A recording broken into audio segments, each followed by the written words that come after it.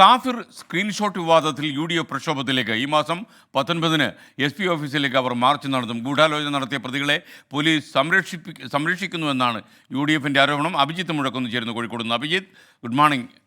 എന്തൊക്കെയാണ് വിവരങ്ങൾ?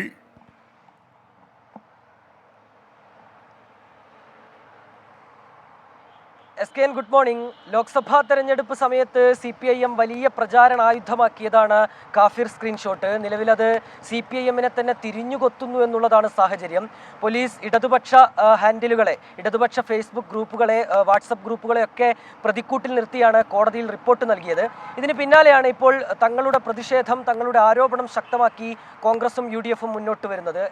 ഈ മാസം 19-ന്, അതായത് ഈ വരുന്ന തിങ്കളാഴ്ച SP ഓഫീസിലേക്ക് മാർച്ച് നടത്താനാണ് കോൺഗ്രസിൻ്റെ തീരുമാനം, UDF-ന്റെ തീരുമാനം. ഇതിൽ ഏറ്റവും പ്രധാനപ്പെട്ട കാര്യം അവർ ഉന്നയിക്കുന്നത് പോലീസിന്റെ ഒത്തുകളിയാണ്.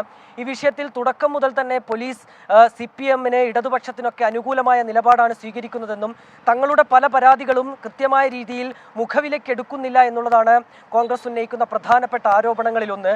പലപ്പോഴും ഇതിന് നേതൃത്വം നൽകിയ പലരെയും രക്ഷപ്പെടുത്താനുള്ള ശ്രമമാണ് പോലീസ് നടത്തുന്നതെന്നും കേസിൽ എന്തുകൊണ്ടാണ് പലരെയും പ്രതി ചേർക്കാത്തത് എന്നുള്ളൊരു കാര്യം കൂടി നിലവിൽ കോൺഗ്രസ് നേതൃത്വം ആരായുന്നുണ്ട്. കാരണം ഇതിൽ റിബേഷ് ഉൾപ്പെടെയുള്ളവർക്കെതിരെ പോലീസ് കോടതിയിൽ റിപ്പോർട്ട് നൽകിയിട്ടുണ്ട്. എന്നിട്ടും അവർക്കെതിരെ എന്തുകൊണ്ട് കേസെടുക്കുന്നില്ല? വ്യാപകമായി പലരും ഈ സ്ക്രീൻഷോട്ടുകൾ ഫേസ്ബുക്കുകളിലൂടെയും വാട്സപ്പുകളിലൂടെയും പ്രചരിപ്പിക്കുന്നുണ്ട്. അവർക്കെതിരെയും ഒരു FIR ഇട്ട് ഒരു അന്വേഷണം നടത്താൻ, അറസ്റ്റ് ഉൾപ്പെടെയുള്ള നടപടികളിലേക്ക് കടക്കാൻ എന്തുകൊണ്ട് പോലീസ് തയ്യാറാകുന്നില്ല എന്നുള്ളതാണ് UDF നേതൃത്വം ഉന്നയിച്ചുകൊണ്ടേയിരിക്കുന്നത്.